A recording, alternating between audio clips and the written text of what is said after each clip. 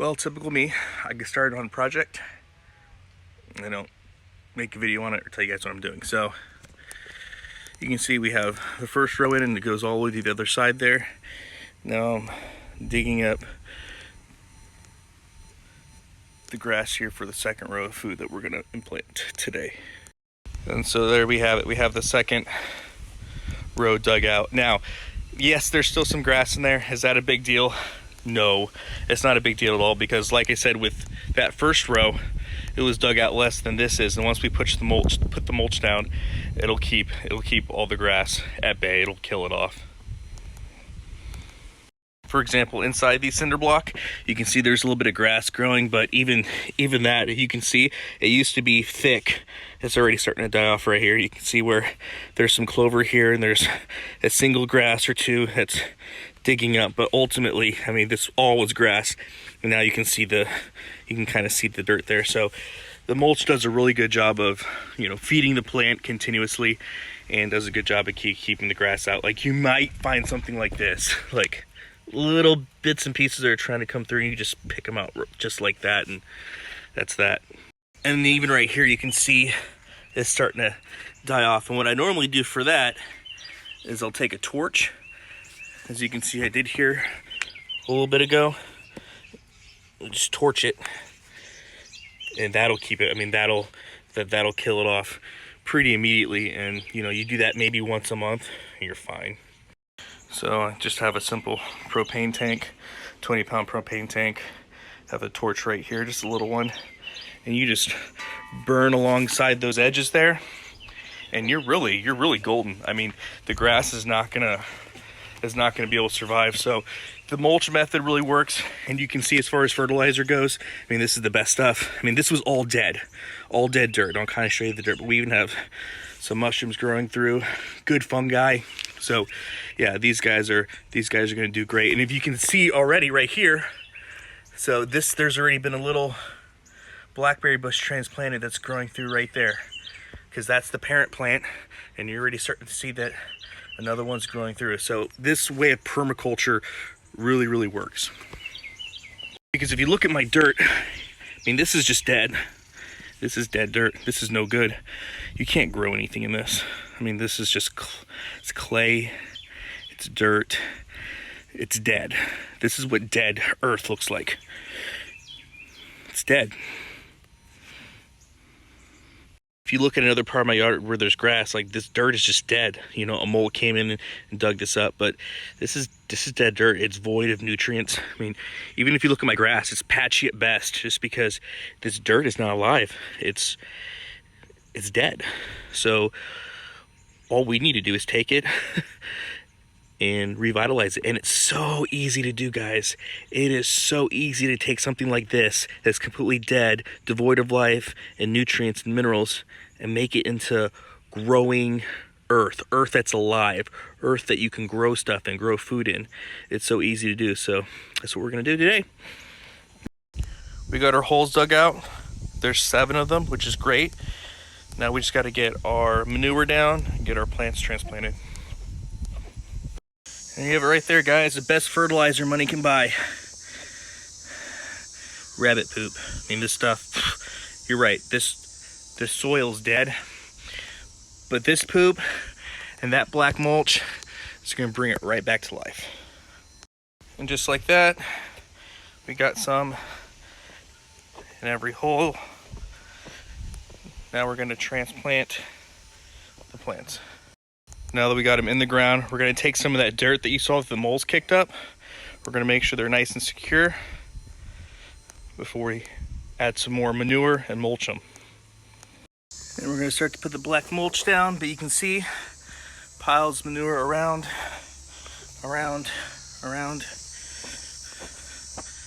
So now we're ready to go. And there we go. Got the second row of food transplanted.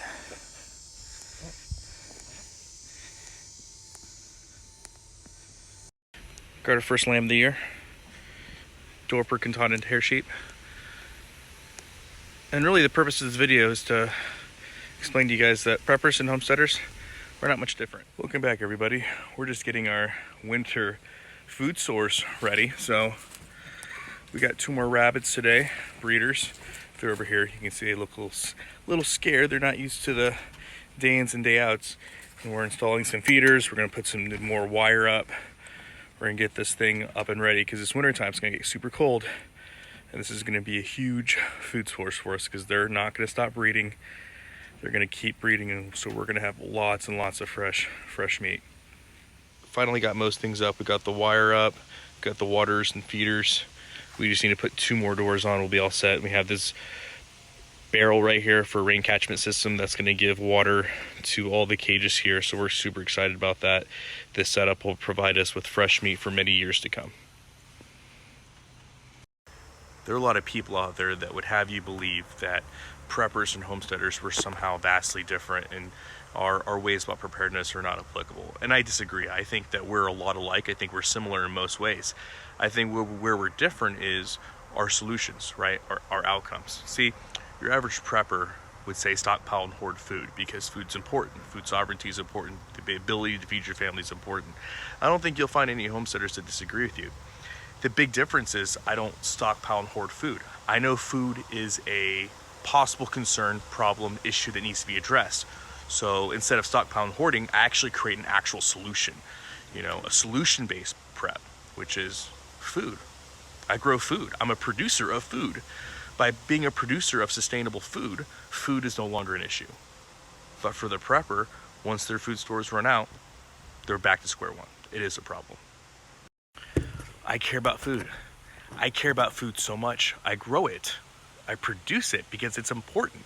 I have robust gardens because I care about food. I have livestock because I care about food. I have many types of livestock. Cattle, sheep, rabbits, fish. I hunt chickens, done quail, turkeys, pigs. So I care about food. In fact, I care about it so fucking much that I produce it. Because to stockpile and hoard it, let's be honest, it's just not enough. I go above and beyond. Yes, I have a lot of food stored up. You know why? Because I produced it. So we're not that much different. The difference is I need a solution-based prep. I need something that's solution-based. I need something that solves a problem. And stockpile and hoarding does not solve any problems. Let's talk about water real quick, right? Your average prepper stockpile and hoards water with IBC totes. They might have a Berkey water filter, a couple Sawyer straws. They think they're good. Well, that's not a solution. Once the water's out, you're out. As a solution-based prepper, a homesteader, I have numerous ways to acquire water, right? So we have wells. I have IBC tote systems, right? I have water catchment systems. I have a large pond on this property. The adjacent property is also family. They have a large pond. They have a well. Behind me, there's a creek that runs back there. We're also next to a very large lake that has another large body of water just down the street. So we have many lines of access to water, right? We have pumps that we can run off 12-volt solar systems that we can pump water in. So we have the ability with many lines in which to acquire water as a resource. We can always purify it because we have fires. Solution-based preparedness. We create solutions. Let's talk about energy, right? Energy is super important. Your average prepper, right? They'll stock up on some gasoline. They have a couple of generators. Maybe they've invested in a solar generator, right? That's what they do for energy. Once the sun is out, they're fucked. Once the gasoline is out, they're fucked, right? Again, they're just acquiring resources. What do we do here on the homestead? We do things a little different. We work with nature, right? We have wood stoves. Wood stoves are great because as long as there's wood, which there's plenty around here, we're always going to be able to heat water, cook meals, etc. We have the ability to smoke. I have 2 smokers here on site that I can run without the infrastructure. So if I need to preserve meat, I can. We have lots of canned food because we are food producers. So we work with the light. When the light is out, we work. When it's not, we can sleep. We can always have heat because we have a wood stove. We can always purify water because we have a wood stove. We have solar generator on site. We have gas generator. We also have a gas generator on site. So again, we have very similar things to what your average prepper has, but our primary is the wood stove. For us, that's huge. The wood stove allows us, again, to do most things. And again, it's a lifestyle change. We're okay with working with the seasons. I'm okay with doing work when there's light out, and when there's not light out, we can focus on a solar implement or a candle or something like that. But we live an agricultural lifestyle, so we adjust with the season that we're currently in. A lot of preppers can't do that. Why? Because you live in the city that doesn't allow you to have a fire because it's bad for the environment, right? It's a thought process, it's a mentality. And unfortunately, the average prepper doesn't have it because, again, they don't believe in solution-based preparedness. We're very similar, but our approach is different. One cares about stockpile hoarding and fear porn. The other cares about solutions. We care about solutions. Now let's talk about security, right? Your average prepper that lives in suburbia, lives in the city, they have weapons, firearms, right? Good thing to have. They have robust security systems, early warning systems, alarms, digital technology that allows the alarm system to contact law enforcement, things like that. As homesteaders, as solution-based preppers, we look at things a little differently, because while all those implements are good, you have a population density problem. What if the cops don't show up? What if the bad guys simply don't care that an alarm is going off? What then?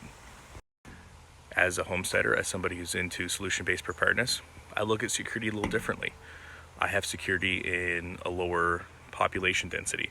I have security in knowing my neighbors, because my neighbors, they're all family, right? I don't invest in high-tech digital equipment or technology that can fail me. You know, I tend to focus on things that are tried and true. And nothing says tried and true like over 400 pounds of Mastiff.